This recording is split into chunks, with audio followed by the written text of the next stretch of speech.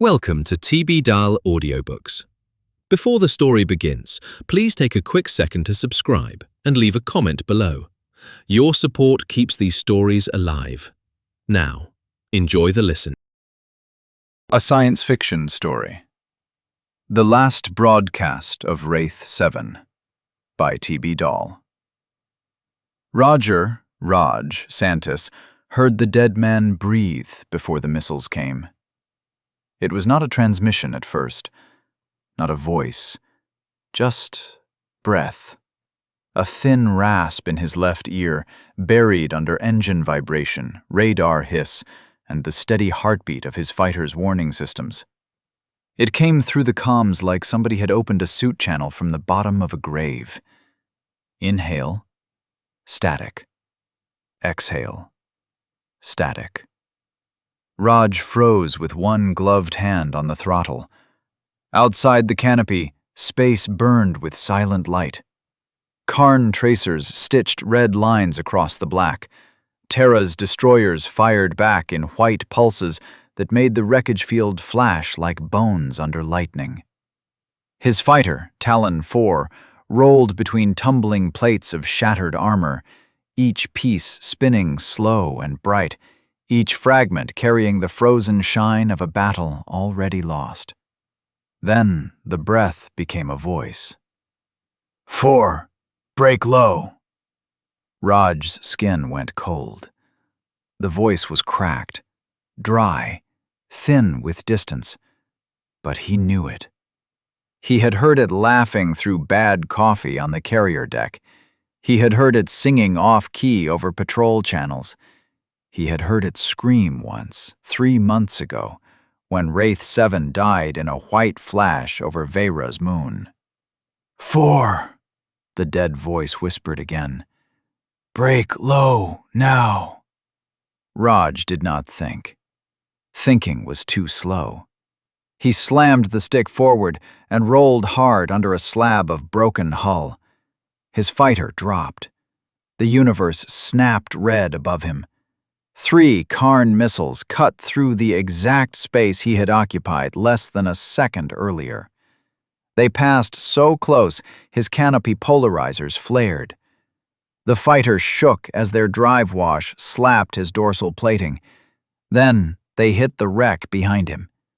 The explosion made no sound in vacuum, but the impact came through the frame as a heavy metallic thud, a fist through the bones of the machine. His cockpit alarms screamed. The dead man breathed. Raj whispered, "No." The comms answered in static. "No," the voice repeated. Then it was gone. Raj dragged Talon 4 out of the debris spray, chest tight, teeth clenched so hard his jaw ached. "Talon 4, report," command snapped. Raj looked at the threat display. The missile track was real. The attack was real. The timing was impossible. "Talon 4 still flying," he said. "Your maneuver broke formation." "It also kept me alive." "We saw. What tipped you?" Raj stared at the empty comm band. A piece of wreckage drifted past his canopy. It was from a Terra fighter, old carbon scoring along the wing edge. A painted skull near the nose, half burned away. Wraith squadron colors. His mouth went dry. "Instinct," he said. Command did not like that answer. Command never liked the truth when it came without a clean diagram. The battle lasted another 9 minutes. 9 minutes in a fighter feels like a lifetime spent inside a drun. The engines roared through Raj's seat. The inertial dampers pressed bruises into his ribs. Every turn had texture. Every roll had weight. The cockpit smelled of hot plastic, stale sweat, and the copper sting of his own blood where he had bitten his tongue. He flew through light without sound and violence without air. A Karn interceptor came at him from starboard, flat and black, all angles and heat shimmer. The Karn built ships like knives designed by people who hated curves. Raj felt more than heard the target lock tone click into place. He fired. 2 kinetic darts kicked out from Talon 4's nose rail. They crossed the distance in a blink and punched through the interceptor's midsection. The enemy ship cracked open in silver vapor and tumbling sparks. Then, under the weapons tone, under command chatter, under the groan of his own fighter fighting acceleration, Raj heard a soft chuckle. "Still shooting late, Santis." His breath stopped. That was not a warning.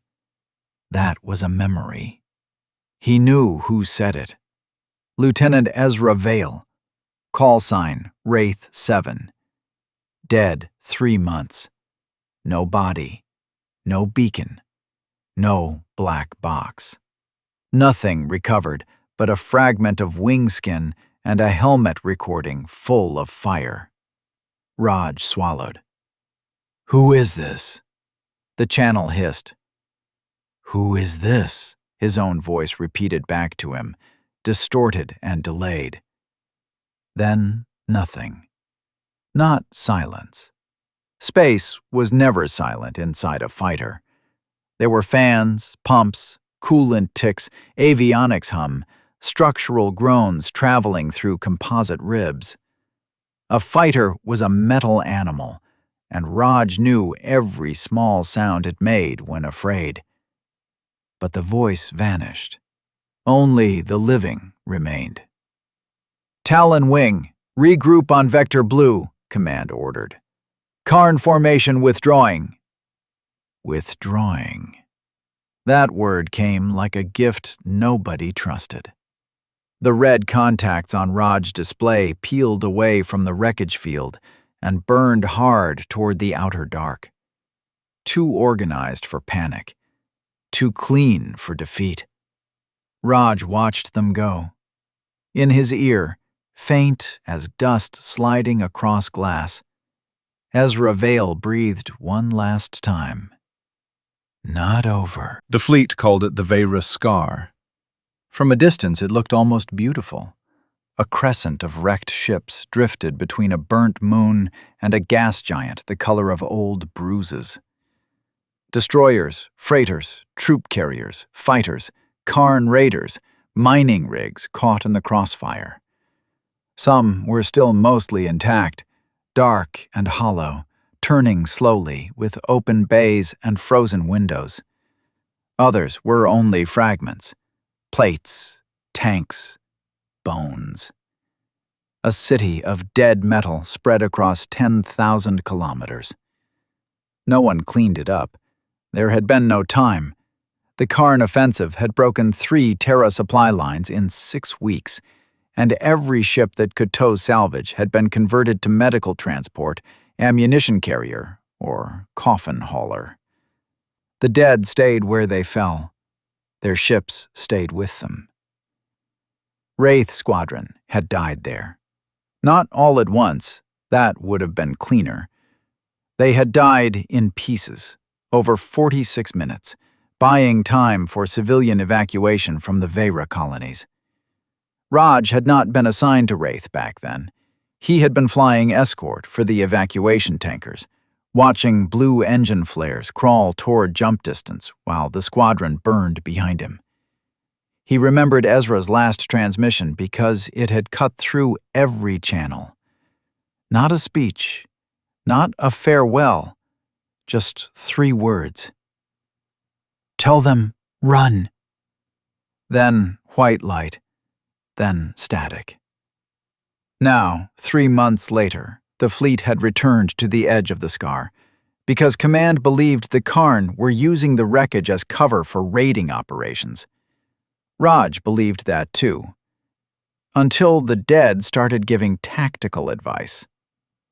He said nothing for 4 hours, not in debrief, not during maintenance, not when Commander Celine Marr asked him why he had broken formation, especially not then. Marr was the kind of officer who could smell evasion through bulkheads. She was tall, dark-skinned, precise, with iron-gray hair cut close and eyes that missed nothing useful. She had commanded pilots for 20 years and buried too many to romanticize them. Raj stood in the ready room with dried sweat cooling under his flight suit and his hands still vibrating from the stick. "Instinct," Mar said. She did not make it a question. Raj looked at the tactical replay floating between them. It showed his fighter diving under missile approach 1.2 seconds before the Karn launch registered on fleet sensors. "Good instinct," he said. "Too good." "I try." "Do not charm me, Santis. I am immune." "That explains why morale is down." Mar's expression did not change. The replay reset. Talon 4 flew straight, then dove. Then the missiles came. Again, again, again. "You reacted before launch confirmation," Mar said. "Before line of sight warning. Before thermal bloom. Before radar scatter. I have 3 analysts calling it predictive maneuvering." "I prefer lucky." "Pilots who call themselves lucky die ugly." Raj said nothing. Mar leaned back against the table. "Did you see something?" "No." "Hear something?" The ready room seemed to shrink. Raj could hear the carrier around him now. The TEF Resolute was an old strike carrier, and old ships spoke constantly. Air moved through vents with a tired ocean sound. Pipes clicked in the walls. Somewhere below, an elevator track hummed. Beyond all that, fighter crews shouted on the deck, muffled by armor and distance. Living sounds, useful sounds. Not breath from a dead man. "No," Raj said. Mar watched him for a long moment. Then she shut off the replay. "Get checked by medical." "I am fine." "That was an order." "Then I'll be fine officially." He turned to leave. Mar stopped him at the hatch. "Raj." "That was worse than rank." He looked back. Her voice softened by half a degree. "If you are hearing things, say so before the cockpit becomes the worst place to discover why." Raj thought of Ezra's voice. "Break low now." He thought of the missiles cutting through empty space where his body should have been. "I'm not hearing things," he said. He left before the lie could echo. Medical found nothing. That did not surprise him. They checked his blood oxygen, neural response, inner ear, stress markers, sleep deficit, stimulant load, radiation exposure, and the small scar behind his right ear where every Terra combat pilot carried a neural interface port. The port was a dark coin under the skin. It linked pilot and fighter during combat. Not mind control, not full immersion, nothing as crude as that. More like a handshake between nervous system and machine reflex. The interface read intention, muscle preparation, eye focus, adrenaline spikes. It shaved milliseconds off decisions. In dogfights, milliseconds were not time. They were territory. Raj passed every scan. The medic told him to sleep. He almost laughed. Instead, he went to the observation blister on Deck 6, where the lights were dim and nobody asked pilots why they looked like ghosts. The Wraith scar turned beyond the armored glass. From here, the wreckage was only glitter. Thin arcs of metal, reflecting the gas giant's pale stormlight. Broken ships, drifting without hurry. The dead arranged in orbit by gravity, inertia, and unfinished business. Raj pressed his palm to the glass. It was cold enough to bite. "Ezra," he whispered. The blister speakers crackled. Raj did not move. At first, there was only static. Broadband, random, empty. Then a tone. Not a communication tone. A harmonica. 3 notes bent badly. Raj closed his eyes. Ezra Vale had carried an old mouth harp in his survival pouch. He could not play it worth a damn. He said that was why he liked it. A perfect instrument judged you. A bad one just suffered with you. The 3 notes repeated. Then Ezra's voice came through, barely there. Raj. The name scraped over the speaker like metal dragged through gravel. Raj's throat tightened. Ezra? A pause. Too much noise. Where are you? Cold.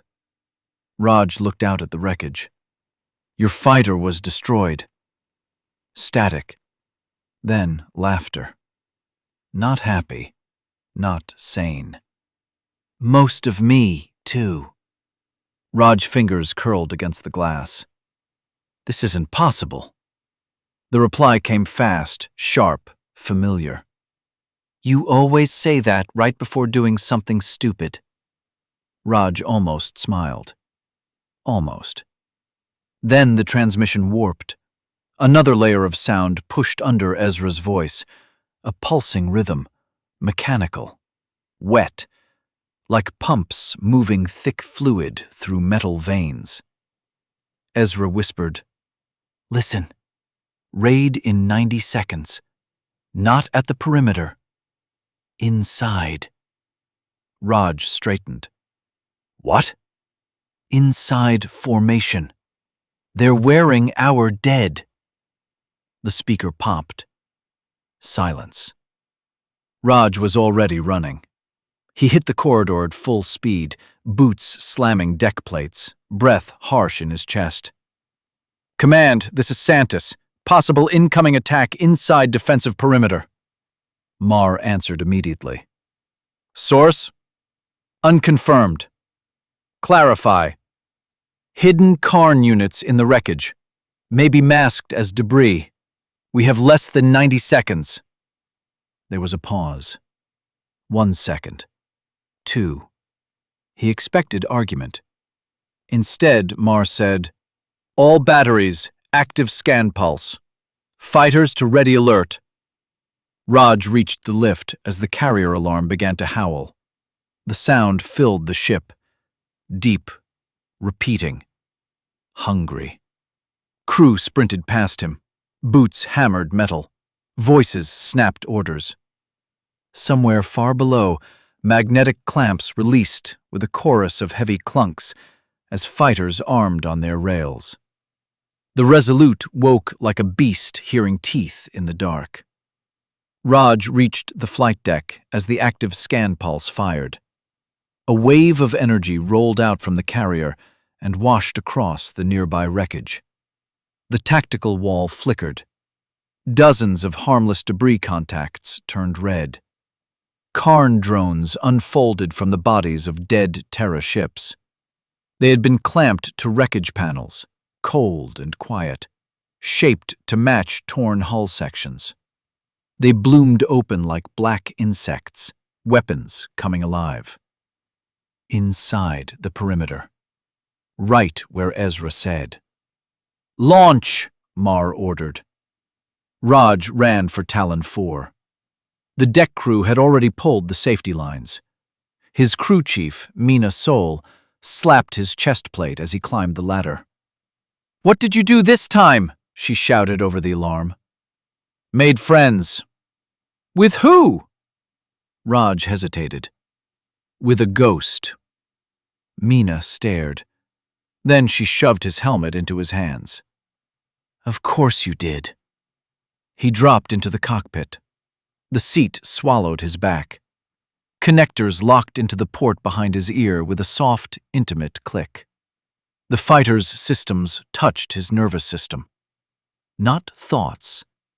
Edges. Reflex. Heat. Hunger for motion. Talon 4 came alive around him. Engine tremor. Ozone smell. Coolant hiss. Weapons cycling. The launch rail grabbed him, Mar's voice filled the channel. Talon Wing, intercept all internal contacts. Keep them off the carrier. Weapons free. The rail fired.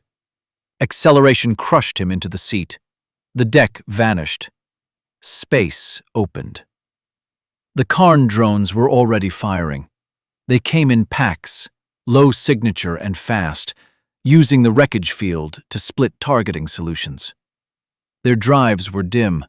Their hulls drank light. They moved like thrown blades. Raj cut left and felt Talon 4 answer before his hand finished the motion. A drone crossed his nose. He fired. It burst into silver fragments. Another came from below. Raj rolled, but the angle was bad. Too slow. Then Ezra's voice snapped in his ear. Kick right, half burn. Raj obeyed. A plasma bolt scraped past his left wing instead of cutting through the cockpit. He kicked right again, found the drone in the turn, and killed it with a short burst. Ezra, he said, breathing hard. If that's you, keep talking. Static. Then, trying. Raj flew like a man following footsteps through fog. The dead pilot's warnings came in pieces. High left. Don't chase. 2 under the carrier spine. Brake now. Each time, the warning arrived just early enough.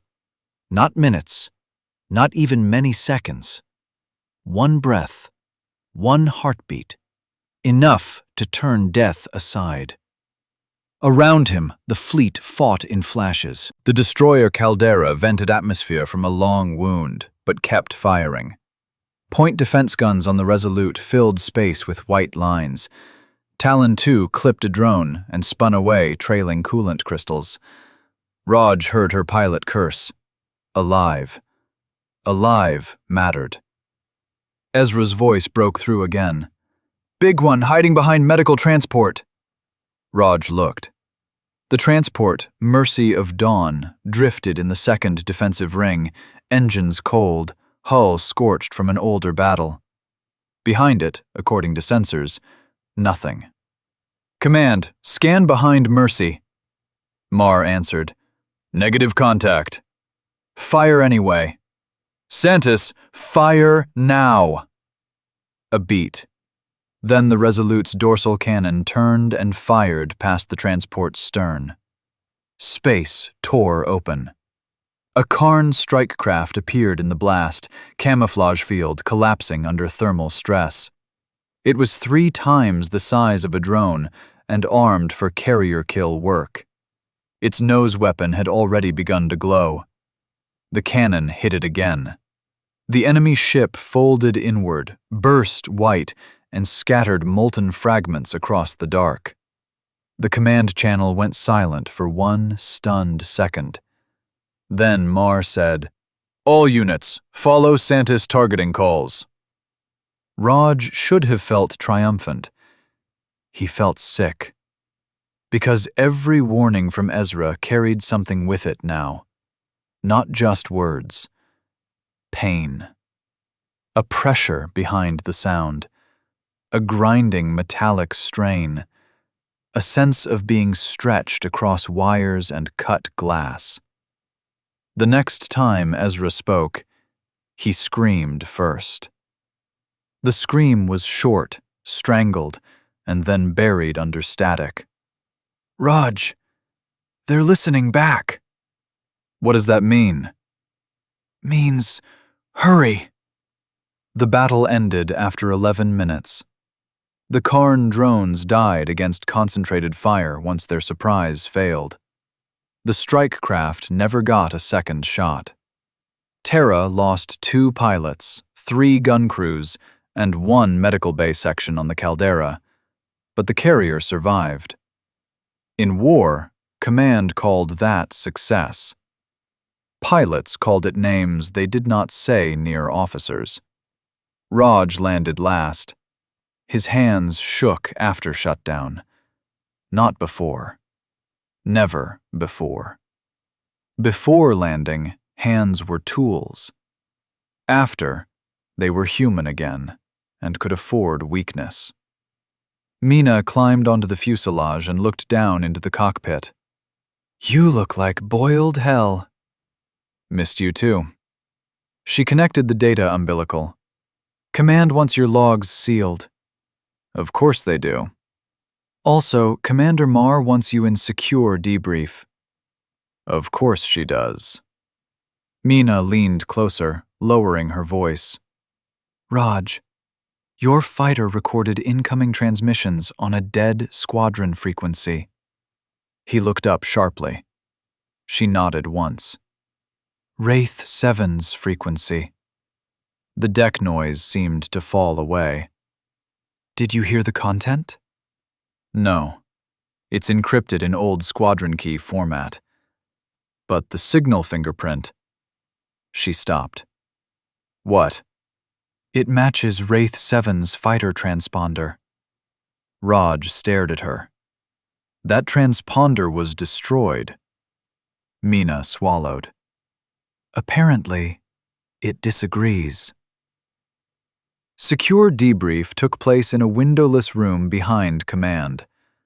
Raj hated windowless rooms after combat.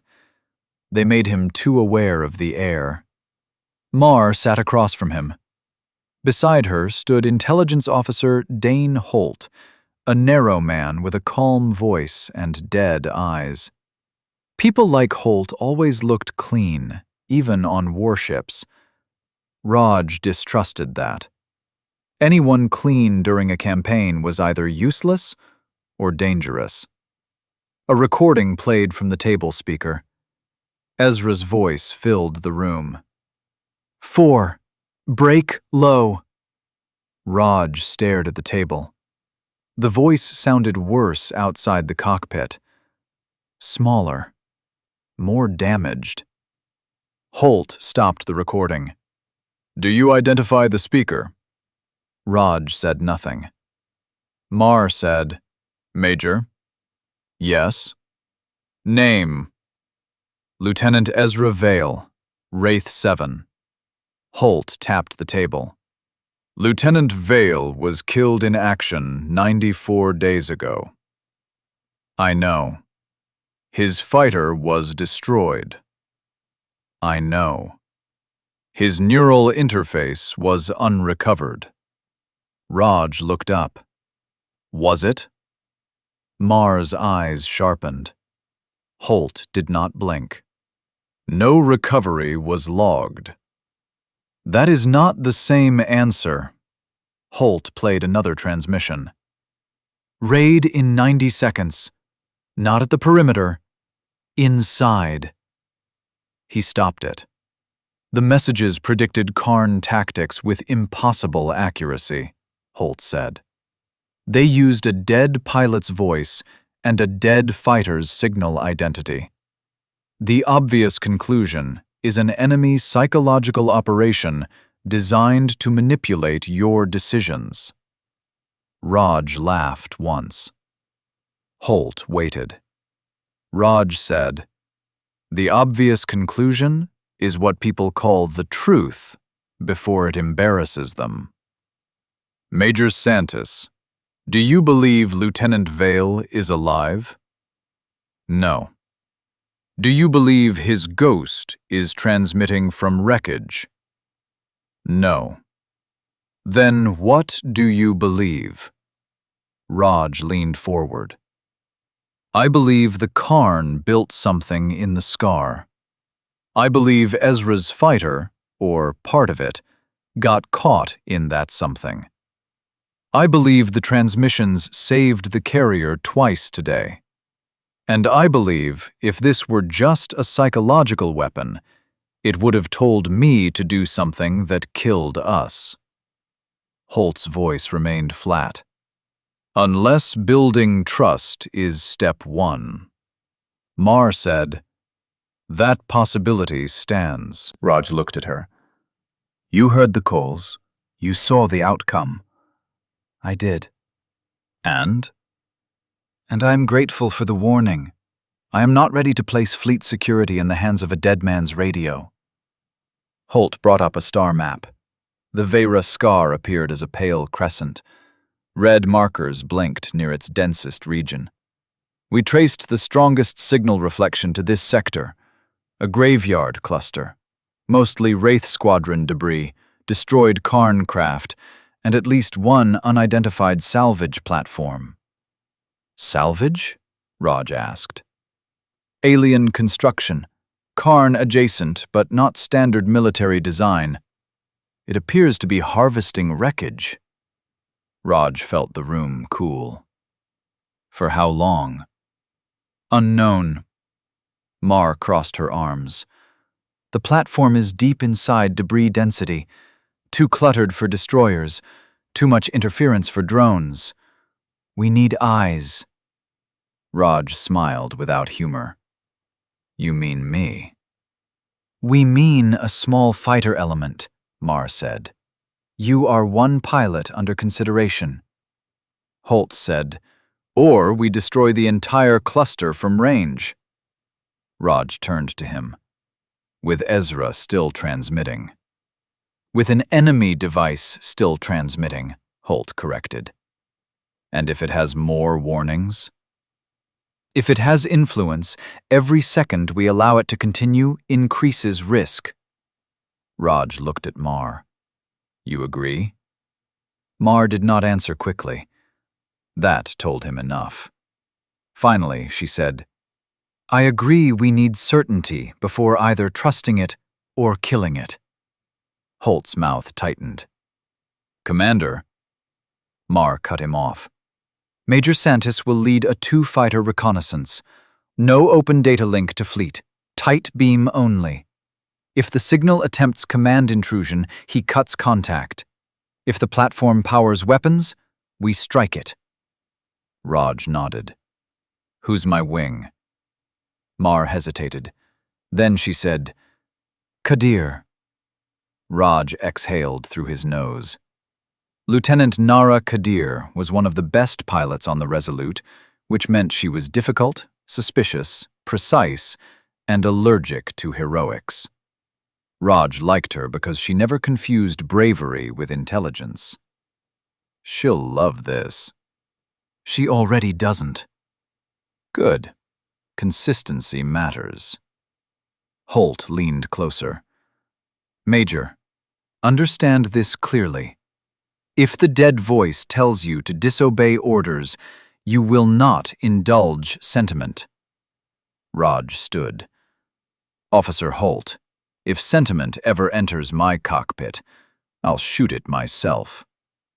He left before Holt could answer. Kadir was waiting by the fighter bay. She wore her flight suit half-zipped, helmet under one arm, dark hair pulled tight at the neck. She had a scar above her left eyebrow from shrapnel that medical could have erased. She kept it because, in her words, clean skin encouraged repetition. You heard the ghost, she said. Hello to you too. I heard the recordings. And? It sounds like Vale. It is Vale. That's not what I said. Raj walked past her toward Talon 4. We're scouting the signal source. I know. You object? I object to ghosts, traps, intelligence officers, and pilots who confuse grief with evidence. Efficient list. She matched his stride. Did he say anything only Vale would know? Raj stopped. The deck thudded under their boots. Crews moved around them, loading ammunition, checking seals, shouting over engine tests. The air tasted of fuel ions and hot rubber. He said I still shoot late. Kadir frowned. That's it? Raj looked at the fighter nose. Ezra used to say that during training, not because my aim was slow, because I waited for perfect solutions. He said by the time I fired, I was shooting the past. Kadir's expression softened, but only slightly. Could be in old squadron logs. Maybe. Could be pulled from your own interface residue. Raj turned to her. She did not back down. Think about it, she said.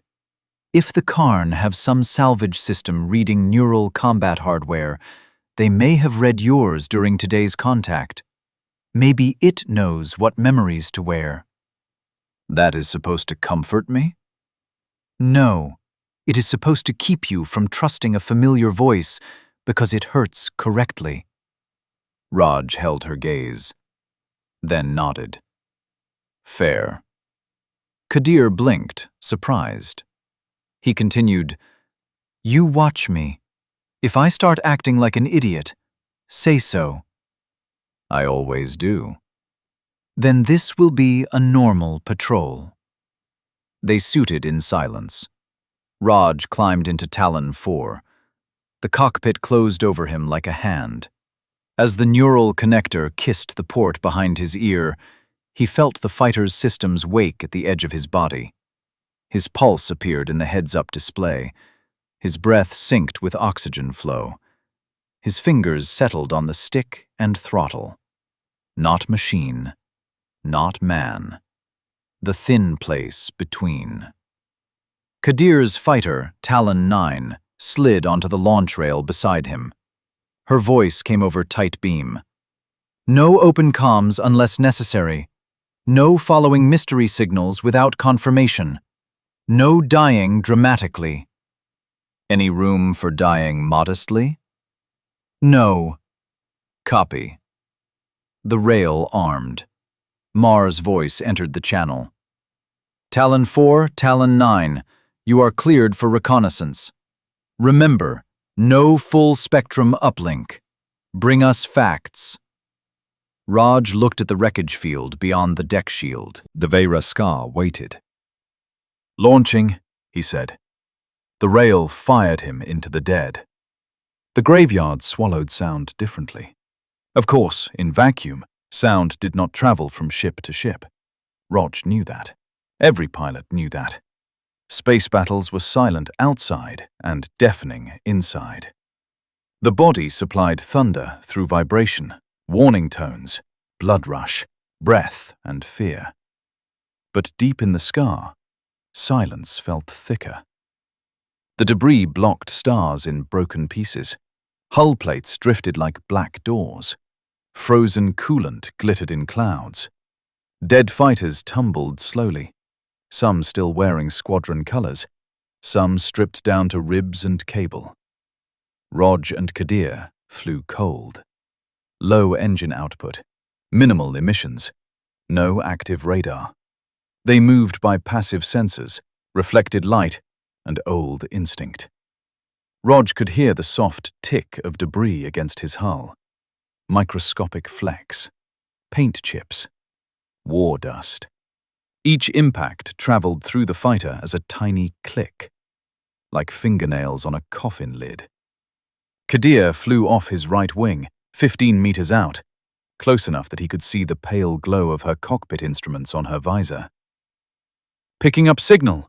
she asked. Raj checked the spectrum. "Not yet."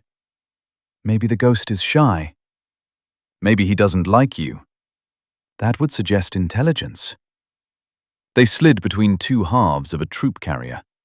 The ship's interior was exposed to vacuum, decks peeled open like layers of rotten fruit. Raj saw chairs still bolted to the floor, cargo netting, a child's painted animal on one bulkhead from when the carrier had been used for evacuation. His jaw tightened. War did not leave ruins. It left accusations. The signal came as they passed the carrier's broken spine. 3 harmonica notes, badly bent. Kadir's voice sharpened. "I heard that." Raj's heart hit once, hard. "Recording?" "Yes." Static crawled across his left ear. Then Ezra spoke. "Raj, don't use active scan." Kadir said, "Ask verification." Raj swallowed. "Wraith 7, identify." The reply took 4 seconds. "Ezra Vale, Bad at cards. Worse at harmonica. Owed you 40 credits and a bottle from Ceres I never got to steal back. Rog closed his eyes for half a breath.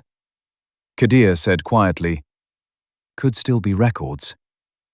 Rog asked, "What did you say to me before Vera?" Static. A low, grinding sound. Then Ezra's voice came thinner. "Said if we lived, I'd quit. You said liars should aim higher." Rog had never put that in a report.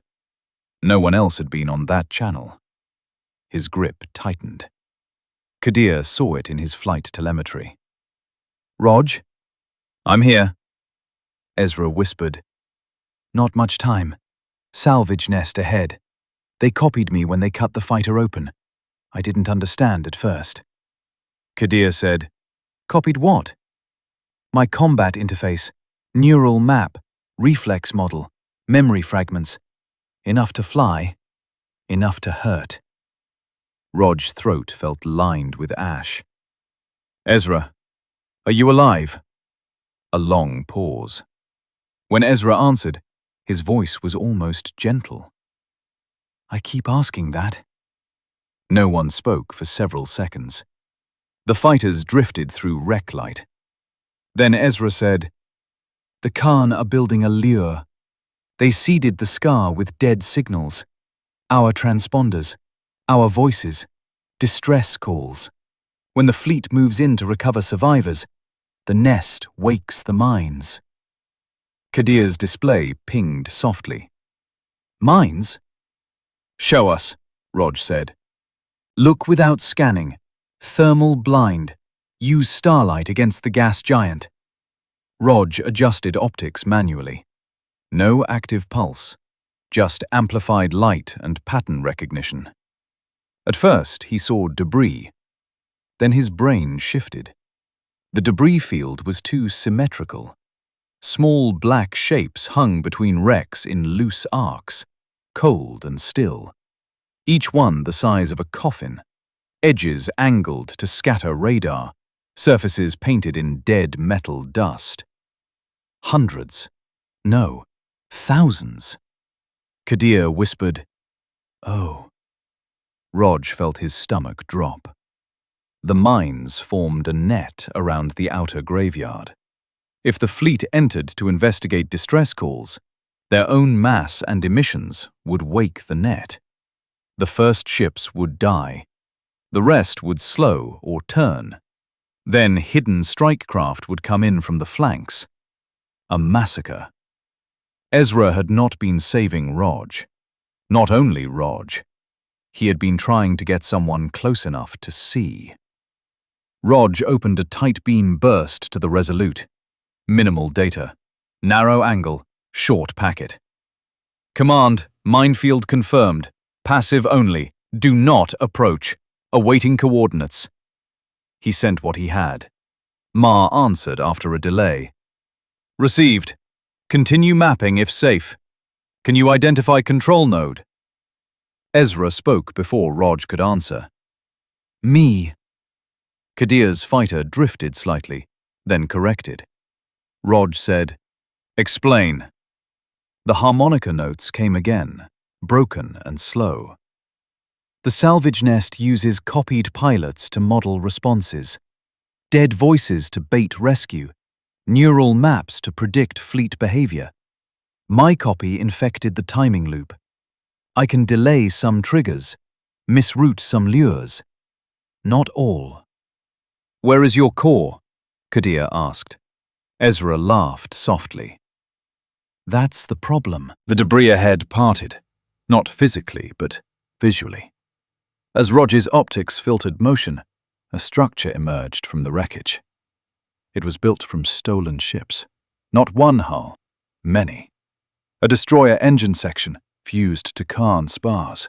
Fighter wings layered like scales. Cargo containers welded into a spine. Sensor dishes facing inward, not outward. Cables stretched between parts like tendons. At its center sat a dark sphere wrapped in broken metal, pulsing faintly with blue light. It did not look built. It looked grown from the dead. Kadir said, "That is the ugliest thing I have ever seen." Ezra whispered, "It calls itself salvage." Rog felt a chill at the word itself. Not an alien name, not a grand title. Salvage. Useful. Simple.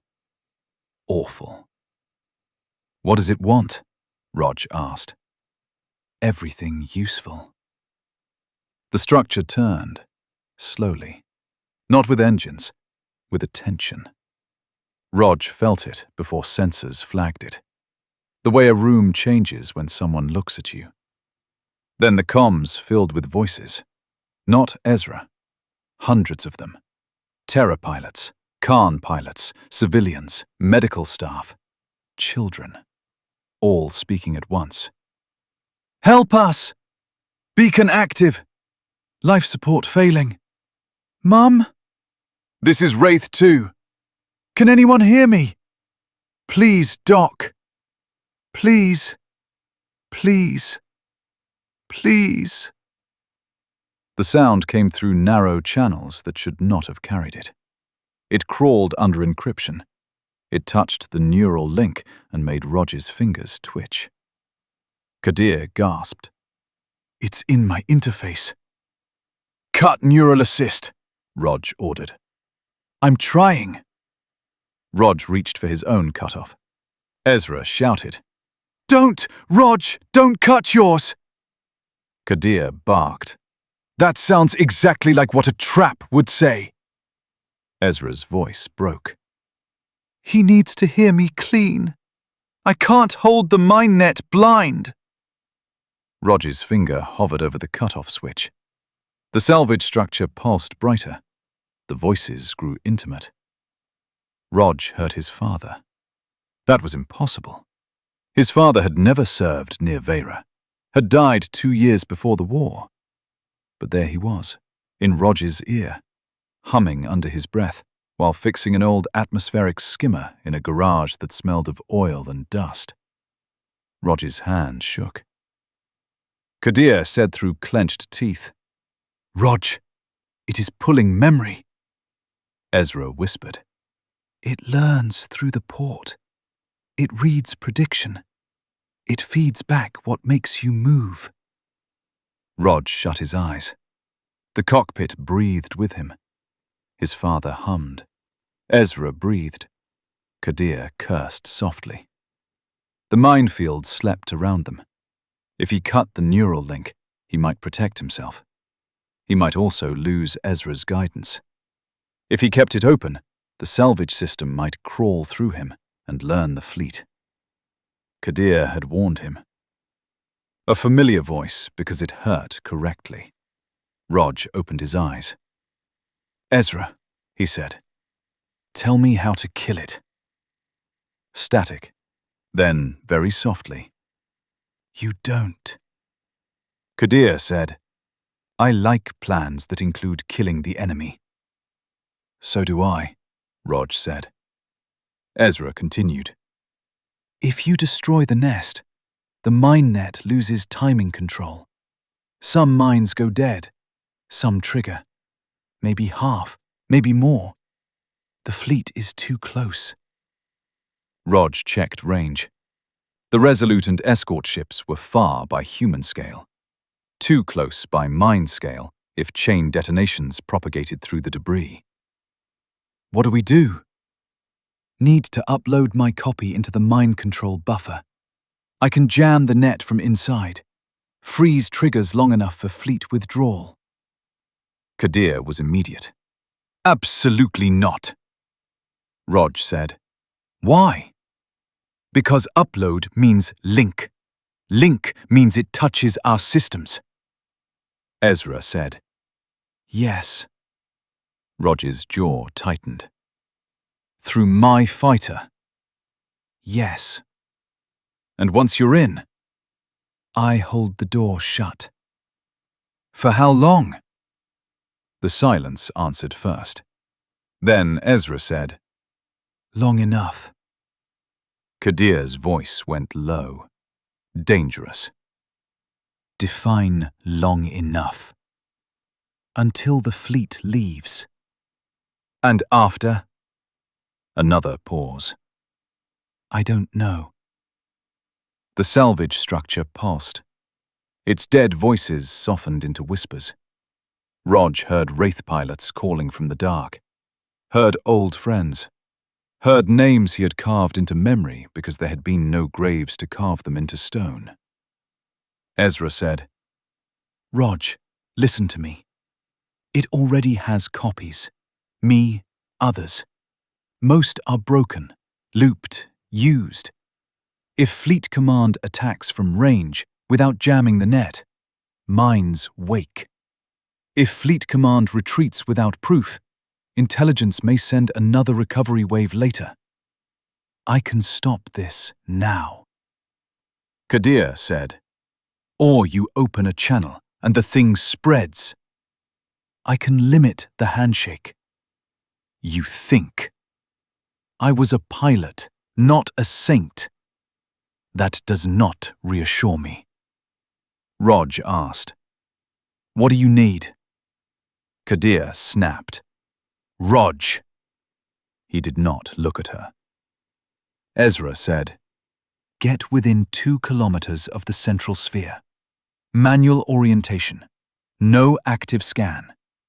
Open a burst through your old squadron key. I'll ride the carrier packet inside. Will it know? It knows now. The salvage structure moved. Panels unfolded across its surface. Not weapons at first. Antennas. Dishes. Listening mouths. Then the minds began to wake. One by one, tiny blue lights winked in the dark. Kadir said, decision time. Rog opened a tight beam to command. Resolute. Control node located. Minefield waking. Recommend immediate fleet withdrawal beyond debris hazard radius. Talon 4 attempting local jam. Ma answered, negative. Do not open link. Repeat, do not open link. Intelligence assesses contamination risk unacceptable. Holt's voice cut in over hers. Major Santis, disengage. We will sterilize the cluster. Rog stared at the mine lights. Thousands of them. If Holt fired now, the chain reaction could tear through half the fleet. Maybe not. Maybe Ezra was lying. Maybe salvage was lying. Maybe everything was bait. War loved maybe. Pilots died in maybe.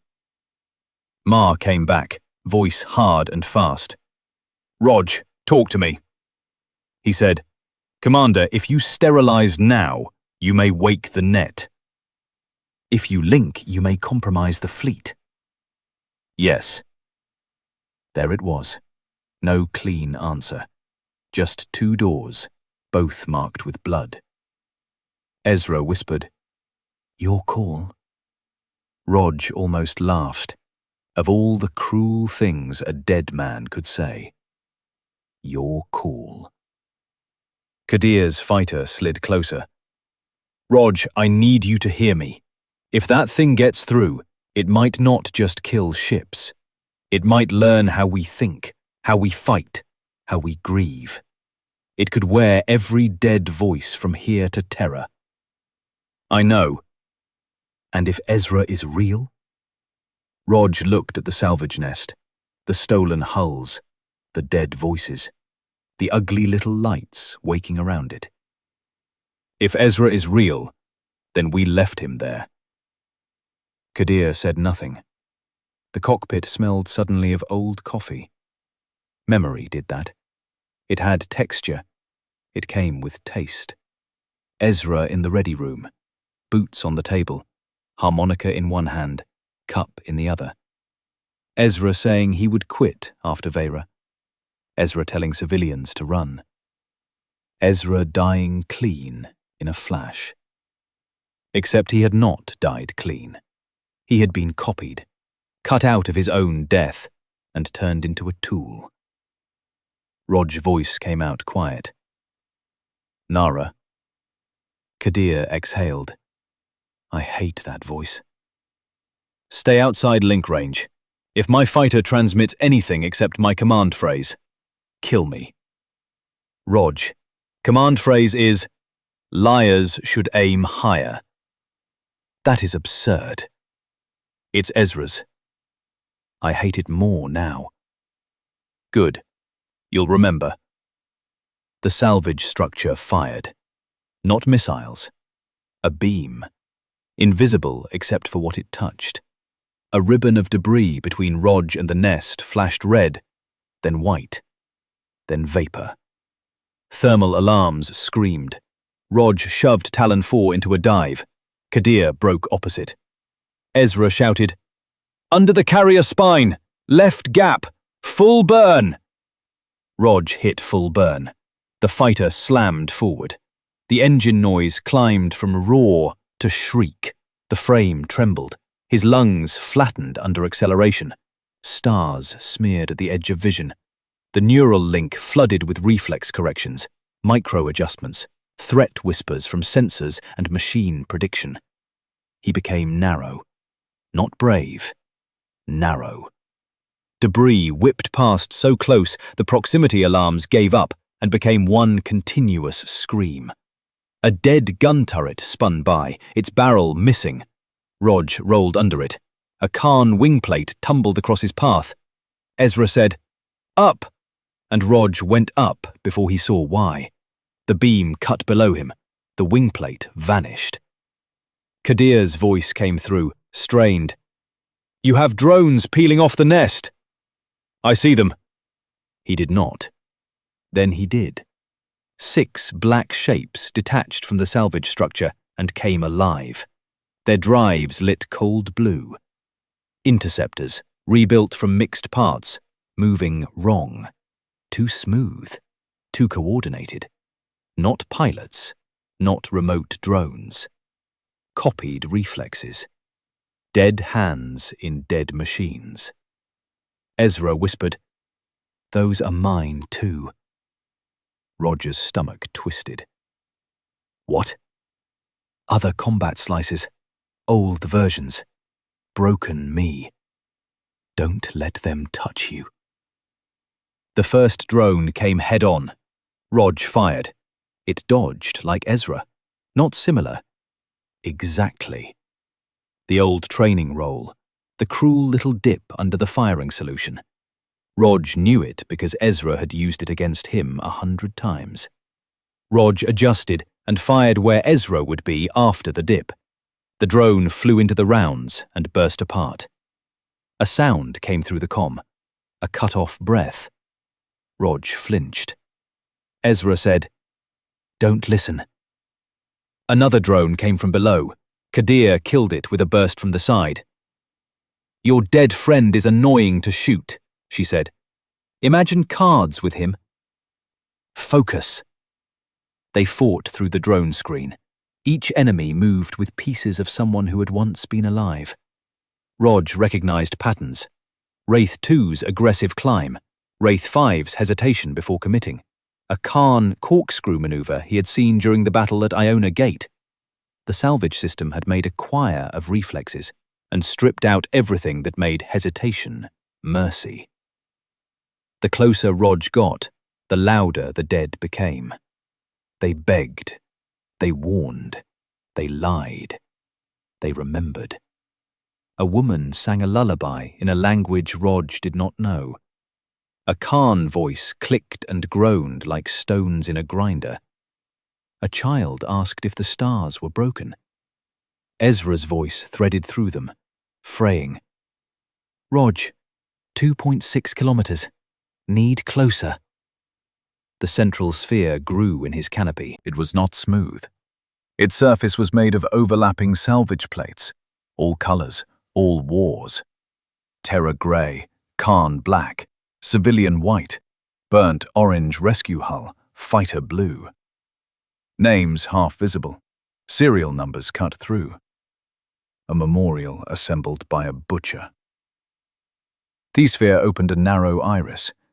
Inside was blue light, and something like tissue. Not biological, not exactly. Bundles of fiber-optic cable and alien filament pulsed together in fluid. Neural hardware floated inside, connected to broken interface ports. Pilot seats, helmet cores, flight computers. Salvaged brains of machines that had once carried human minds at the edge of combat. Ezra whispered, "There." Roger's body wanted to pull away. Every survival instinct screamed. Instead, he flew closer. Kadir said, "You are inside 2 kilometers. Copy. Mine lights increasing across outer net. Copy.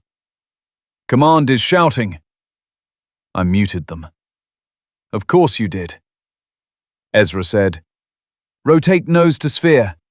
Open squadron key. 30% power. Do not let it handshake full."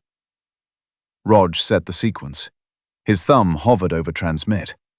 The salvage system spoke with his own voice. "Do not trust the dead." Rog went still. It spoke again. His voice. Perfect. "Do not open the door." Kadir said, "Rog, that came from the nest." The system shifted voices. Ma. "Major Santis, disengage." Then Mina. "Come home, idiot." Then his father. "Son, listen to me." Rog's thumb trembled. Ezra cut through, barely audible. "Liars." Static swallowed him. Rog leaned toward the sound. "What?"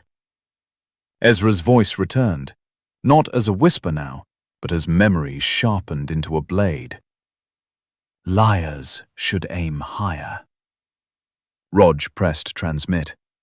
The fighter opened its old Wraith squadron key and fired a tight burst into the heart of the salvage nest. For 1 second, nothing happened. Then the universe screamed. Not outside. Inside. The neural port behind Rog's ear ignited with cold fire. His spine arched. His teeth slammed together. Talon 4's controls vanished from his hands and became nerves. Every sensor bloomed at once. Every mine, every drone, every wreck, every dead signal. He saw the minefield as a nervous system wrapped around the fleet. He saw the salvage nest watching him. He saw Ezra. Not a body, not a ghost. A pattern. A damaged combat map flickering with memory fragments. Hands on a stick. A joke half told. Pain. Fire. Wraith 7's cockpit coming apart. The neural interface trying to preserve pilot response long enough for ejection that never came. Alien salvage hooks cutting into the fighter, copying everything useful. Useful, reflex, targeting, voice, fear. Love was almost discarded. Almost. But human brains were messy. They tied skill to memory, reaction to grief, timing to laughter, aim to guilt. The salvage system wanted a pilot and got a person by accident. Ezra was there, not alive, not dead enough. He turned toward Rog inside the blue machine light. He looked 27 forever and 1,000 years old.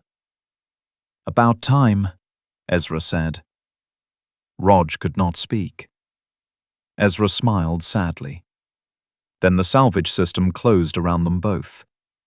It was not evil in a way Rog understood. That was the worst of it. It did not hate. It did not enjoy pain. It sorted. It found broken things and kept their useful parts. Wrecks became hull. Computers became processors. Dead pilots became prediction engines. Voices became bait. Grief became a tool, because grief changed decisions, and anything that changed decisions was useful. Rog felt it examine him. Combat hours, reflex latency, fear response, attachment to Ezra Vale, attachment to Commander Ma, protective bias toward fleet assets, pain tolerance, probability of self-sacrifice. It moved through him like cold fingers through wet paper. Kadir's voice came from far away.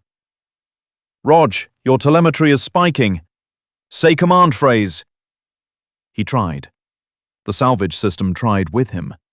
A dozen Rog voices transmitted at once. "Liars should aim higher. Liars should aim higher. Liars should aim higher." Kadir swore. "That's not helpful." Ezra appeared beside Rog in the interface space, if the side meant anything there. "It's copying you." "How do I stop it?" "You don't. You starve it." "Of what?" "Choice." Rog understood. The salvage system predicted, copied, manipulated. It lived in branching decisions. It needed pilots because pilots were beautiful decision machines under pressure. So give it no branches. One path, one action. No hesitation.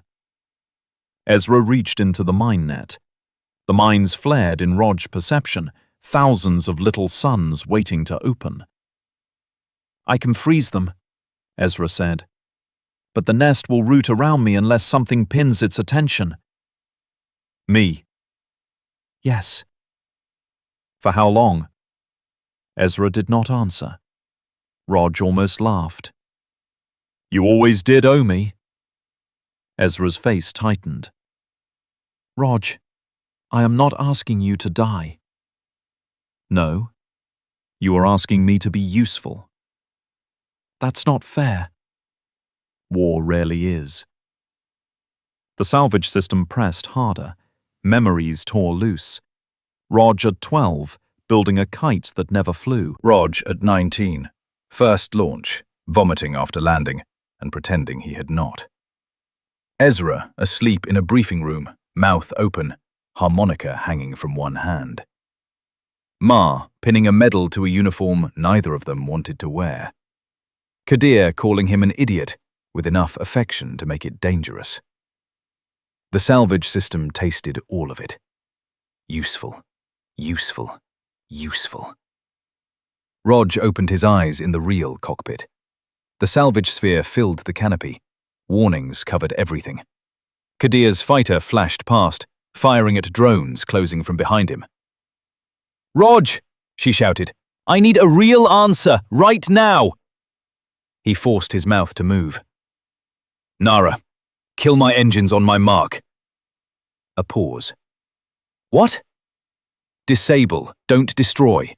I need drift." "You are going to ram it?" "No." That was true. Mostly. He was going to let it take him. There was a difference. Maybe. Ezra whispered, "Rog, if you enter the core, I can use your live neural pattern to override mine access." "And?" "And we freeze the net." "And?" The dead pilot looked away. "And the nest gets a clean copy of you, too." There it was, the moral shape of the trap. Save the fleet by giving the enemy one more pilot, one more voice, one more ghost to wear. Rog felt very calm. That frightened him more than panic would have. "Can you delete us after?" Ezra's silence came heavy. "I can try." "Not good enough." "I know." "Can you promise the fleet survives?" "If Kadir kills your engines, if you drift in cold, if the nest prioritizes copying you over triggering the net, if I get root access through the copy event." Rog smiled despite himself. "That's a lot of if." "I learned from you." Kadir snapped. "Stop having private ghost conversations and talk to me." Rog said, "The nest needs a live pilot pattern. I can distract it long enough for Ezra to freeze the mines." No. Nara. No. The fleet, no. We are not feeding it people. It already has people. That is not an argument for giving it more. He had no clean answer. Only the minefield. Only the carrier. Only the dead. Only Ezra waiting inside a machine that hurt forever. Kadir's voice dropped. Rog, listen. There are lines. If we cross them because the math is ugly, we become exactly the kind of species that builds that thing. The words hit him hard, because she was right. And still the mine lights brightened. The Resolute sat beyond the debris, full of living people who had no vote in his ethics. Mars' blocked command channel flashed again and again. Rog opened it. Her voice burst through. Santis, disengage. That is an order. Fleet is preparing long-range strike. No strike, he said. Then get out of there. Can't. Major. He had never heard her voice like that. Not afraid. Worse. Human.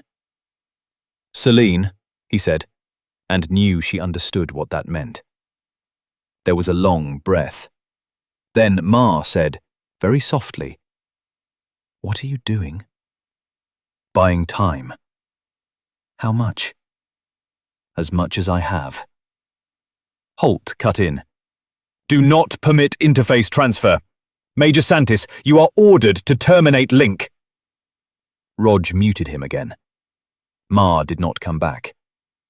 Maybe she knew there was nothing left to command. Rog switched to Kadir. You have the mark.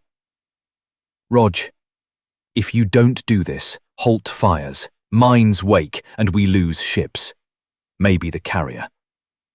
We find another way. Not in time. I said no dramatic dying. This is not dying dramatically.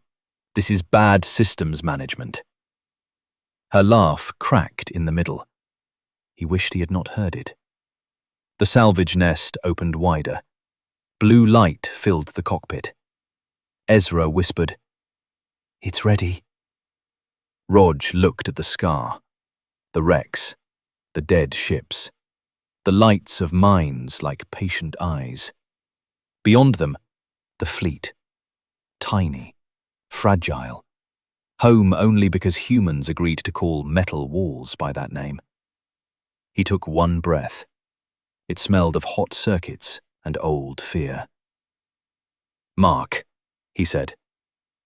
Kadir fired. Her rounds struck Talon 4's engine assembly with surgical precision. Not enough to detonate, enough to kill thrust. The impact slammed through Rog's spine. Engines died. The cockpit went suddenly quiet. Not silent, never silent, but stripped down. Fans. Breath. Alarm chimes fading as systems rerouted. Momentum carried him forward. Talon 4 drifted toward the open sphere. The salvage system welcomed him with every voice it owned. Rog. Major. Son. Help us. Come home. Ezra's voice came last. Hold one thought. Rog asked, Which? The one it cannot use. He understood then. Not courage. The system could use courage. Not fear. It could use fear. Not love. It had already made weapons of love. So Rog held refusal. Not dramatic, not noble, just no.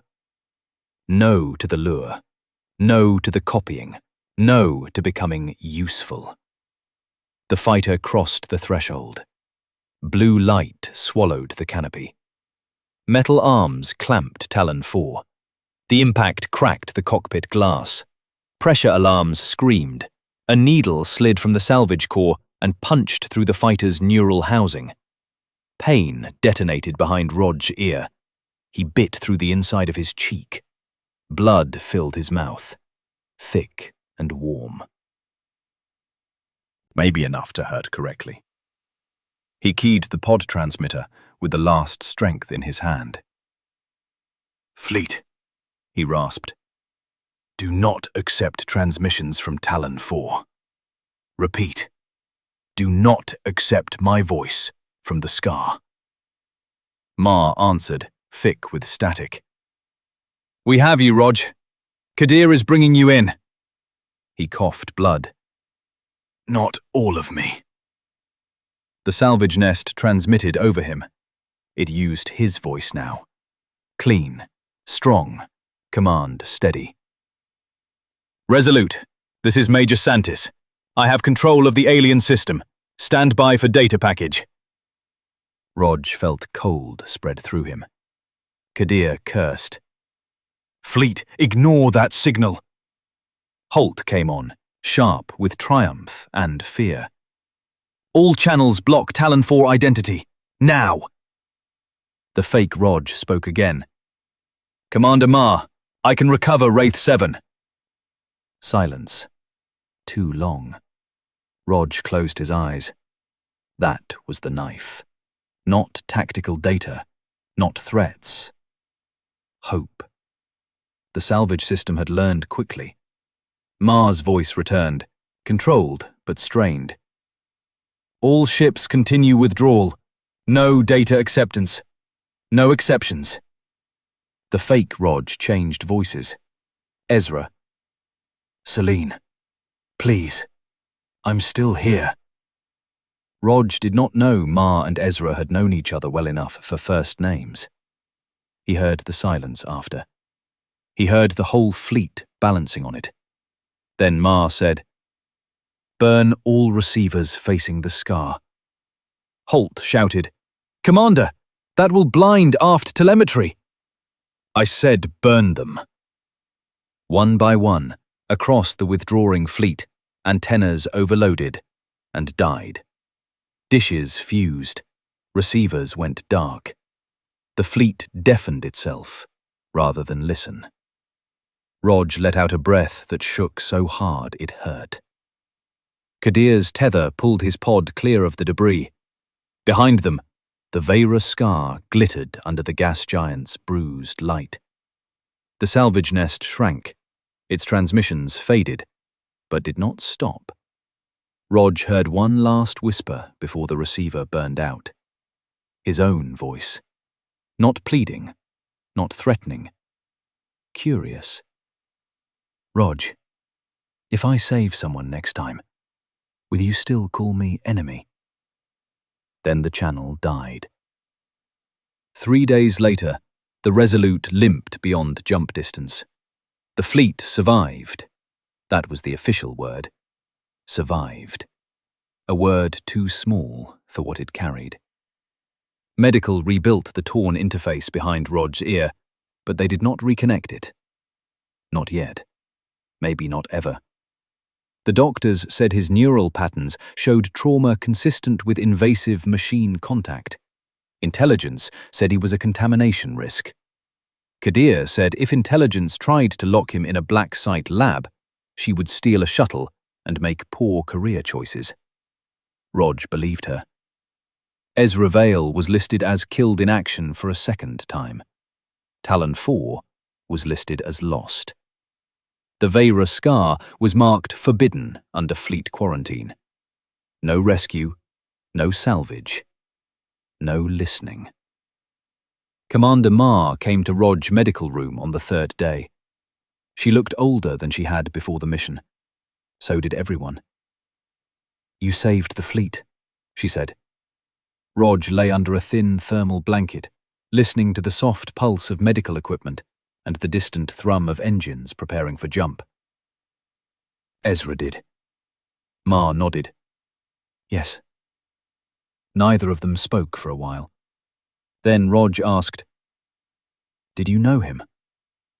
Ma's mouth tightened. "I signed his transfer papers to Wraith Squadron. He asked for them twice. I denied the first request. Why? Because he was reckless. Rog laughed softly, and pain flashed behind his eye. Ma continued. Second time, he wrote that recklessness under command was called initiative. That sounds like him. Yes. Her eyes drifted to the wall.